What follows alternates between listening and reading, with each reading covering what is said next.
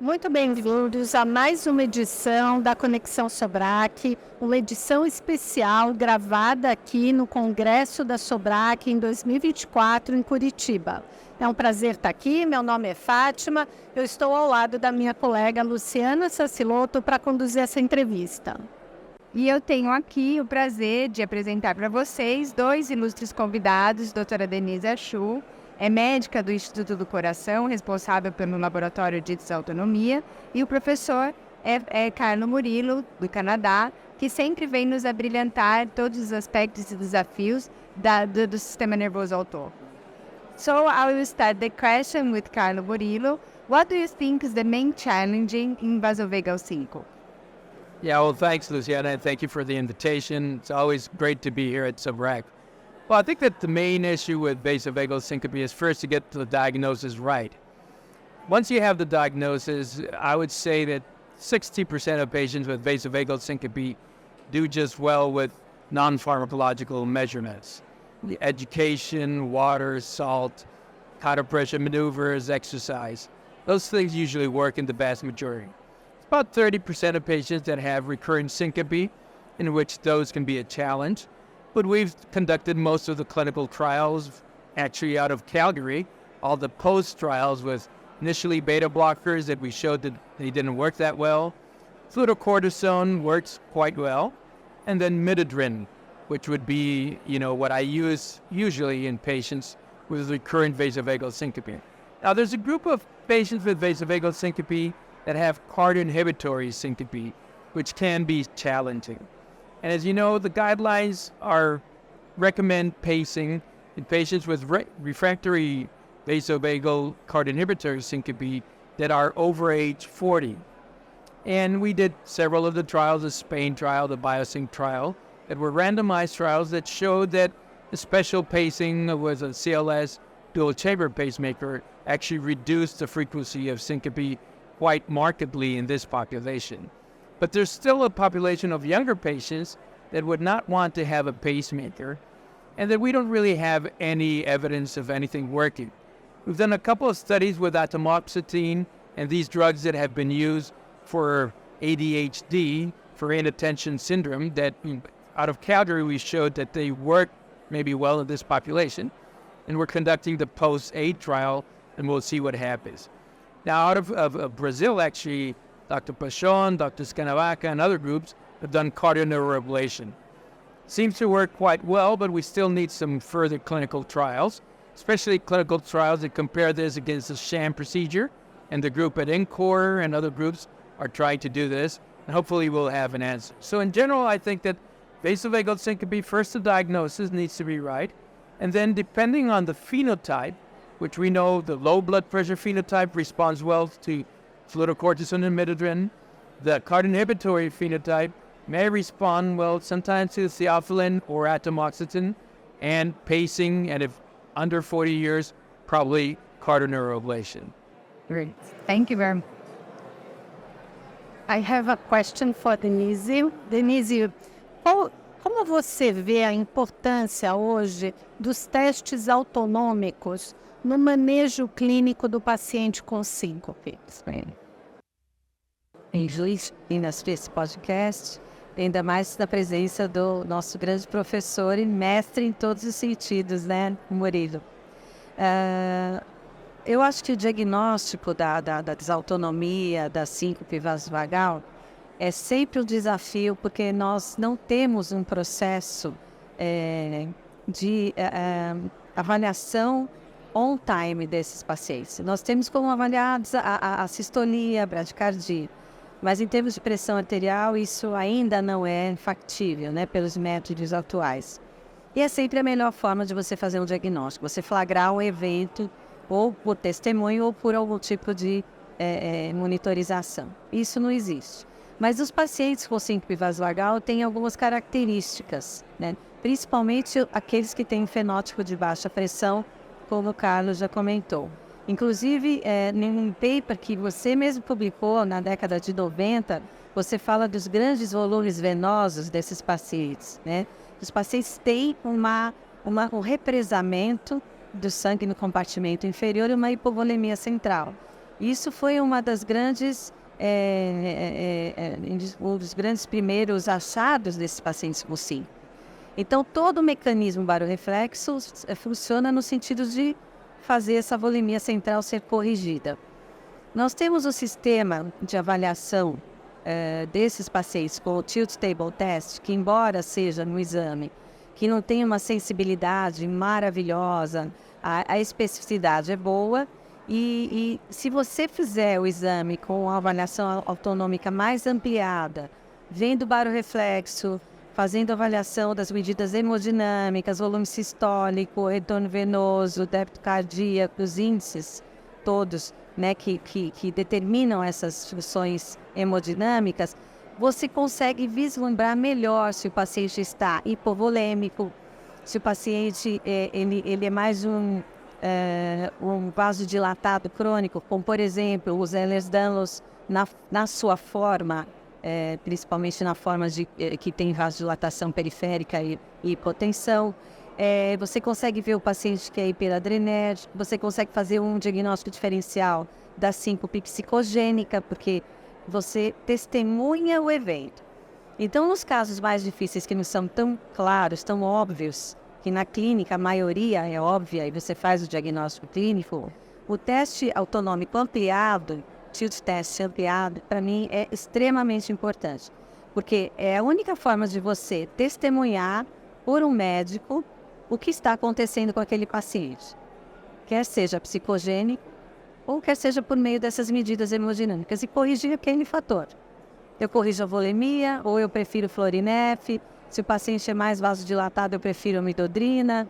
Se o paciente tem um estado hiperadrenérgico, nós também costumamos fazer, assim como o Carlos, as medidas de noradrenalina, norepinefrina deitado e na posição ortostática. Então a gente consegue ver se existe uma resposta exagerada ou não. Então, são todos fatores que contribuem para o tratamento, inclusive para a explicação desse paciente entender o que está acontecendo com ele. Então, é dessa forma que eu vejo como investigá-los. Isso é um grande desafio pela falta de locais que na prática clínica a gente possa fazer realmente essa avaliação completa, né, doutora Denise? No Brasil, nós ainda temos uma limitação grande, porque a vigilância sanitária ainda não aprovou os sistemas que fazem essas avaliações, mas nós podemos usar alguns métodos paralelos, né, para fazer essa investigação. Então, a dosagem de noradrenalina, por exemplo, é feita no laboratório, o paciente faz uma ortostase ativa. Nós podemos usar o Doppler transcraniano para ver se a velocidade do fluxo cerebral do paciente muda muito quando ele fica em pé enquanto ele está deitado, se tem alterações da autorregulação, e nós podemos fazer o tilt acoplado ou não, né, com esses sistemas novos de bioimpedância. Então, assim, são desafios, a maioria dos pacientes fica muito bem, mas quando não ficam, realmente é um grande problema. Bom, we would like to thank your presence here once again. Agradeço também a sua solidariedade aqui em compartilhar conosco esses comentários. Sim. May I have a final question? Yeah, of course. I have a final question for both.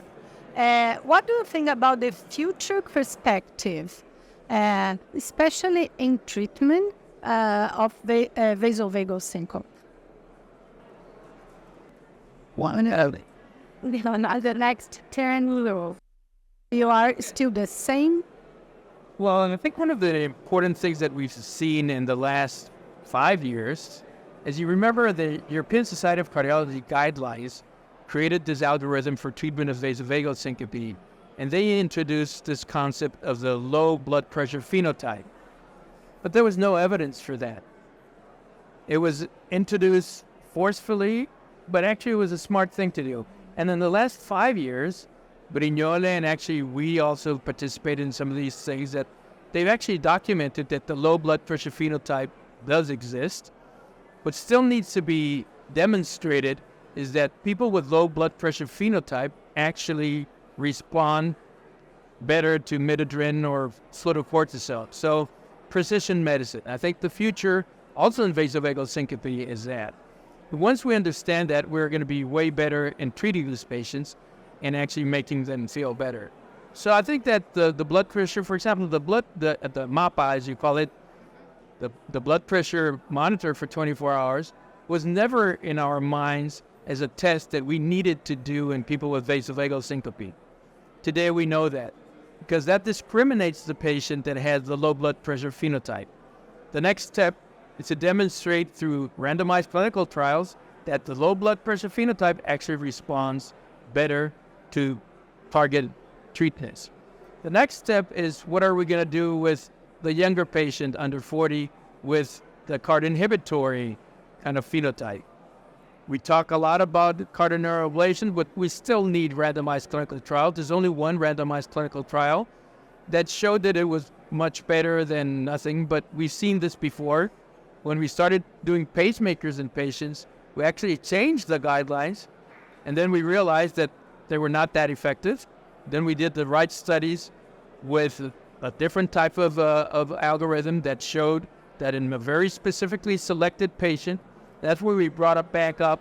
We resuscitated the tilt table test because we had to identify these patients with an asystole, either spontaneous or by tilt table test, and we could be able to put a pacemaker and respond. So I think that we're moving into precision medicine also for vasovagal syncope. Thank you. O que eu acrescentaria ao que o Carlos comentou é a questão na cardio inibitória. Eu ainda tenho um outro questionamento importante, que é em relação ao pequeno cérebro do coração. Eu acho que assim, as conexões entre o coração e o sistema nervoso central, elas são muito mais, elas estão além do que a gente conhece, que é só o sistema nervoso autonômico. E existem algumas informações que partem dele.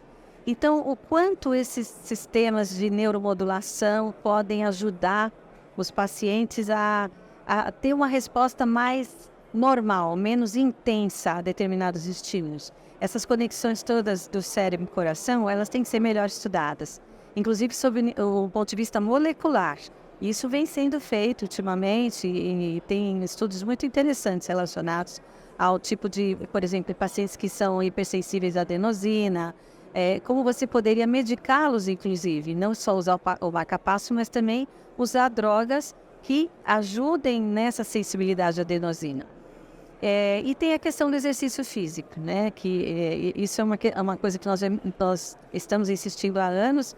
Nós fazemos o nosso serviço no INCOR, tivemos inclusive uma tese de doutorado que propôs um protocolo de fortalecimento muscular, resistência muscular, principalmente nos grupos musculares que têm alguma influência no retorno venoso ou mais influência no retorno venoso. Mas uma área que muitas vezes não se vê é a prensa abdominal e a parte da postura torácica. Então, o que nós temos feito é favorecer muito o exercício nessa parte abdominal inferior para ajudar na prensa e no aumento do retorno venoso.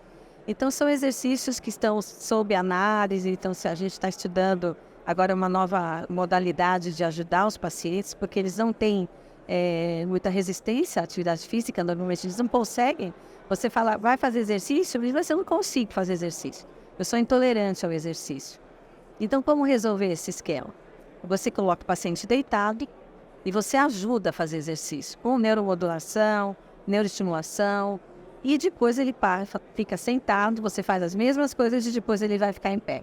Então, essas novidades que estão aparecendo, lógico que tem que ser muito bem feitas, com pessoas sérias, estudos randomizados, prospectivos, para a gente realmente responder se isso vai ou não fazer efeito nesses pacientes, principalmente os mais vasodilatados e os pacientes com Ehlers-Danlos, né, que são o nosso grande desafio. Eu ficaria fazendo outras perguntas. Com certeza. Mas eu acho, não sei, que o nosso tempo está acabando. Pode finalizar. Palavra é sua.